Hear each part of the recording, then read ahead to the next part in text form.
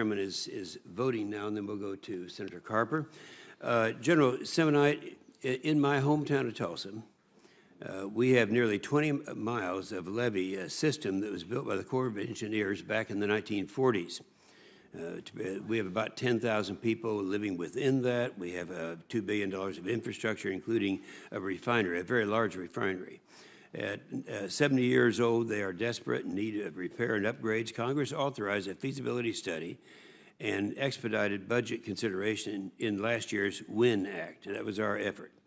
With the risk assessment taking over a year longer than promised, Tulsa is concerned about more delays in the lack of the Corps prioritizing the project. It's my hope that we can get this done. Now, I'm sure that you looked at that before in preparing for this hearing.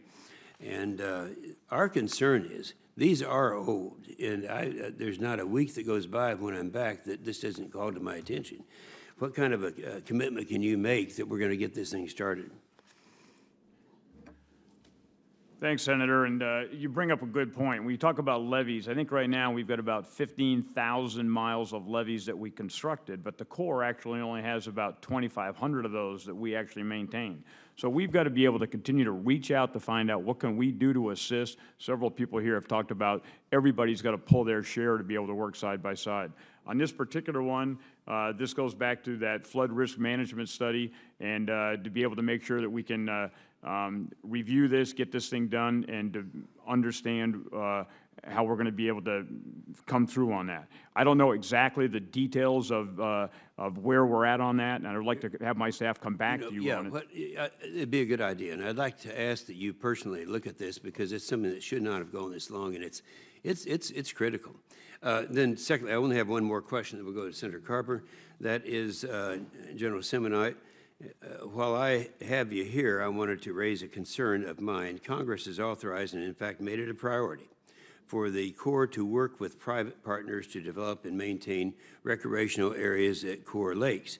However, there seems to be an anti-development mentality within the Corps, at least within the Tulsa District, that I think needs to be overcome. In fact, I'm going to give you a quote.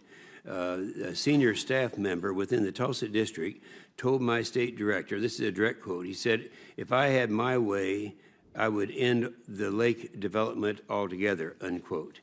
And I'd just like to ask you, does this reflect a philosophy within the Corps that you're willing to talk about? Sir, it certainly does not reflect our core philosophy. We are very aggressive on continuing to find many, many different options on recreation. Some of these are Corps owned and Corps maintained. There are other ones where we have concessions to come in and do recreation. But is one option to end all development? No, sir. I think every one of these projects is different, without a doubt. I don't know the exact details of what was said, but our philosophy is to continue to look at how we could continue to partner with the stakeholders and to try to continue to find a good compromise solution on that. So I will find out what's out there and get back with you, okay, sir? Oh, that's good. Thank you, General. Senator Carper.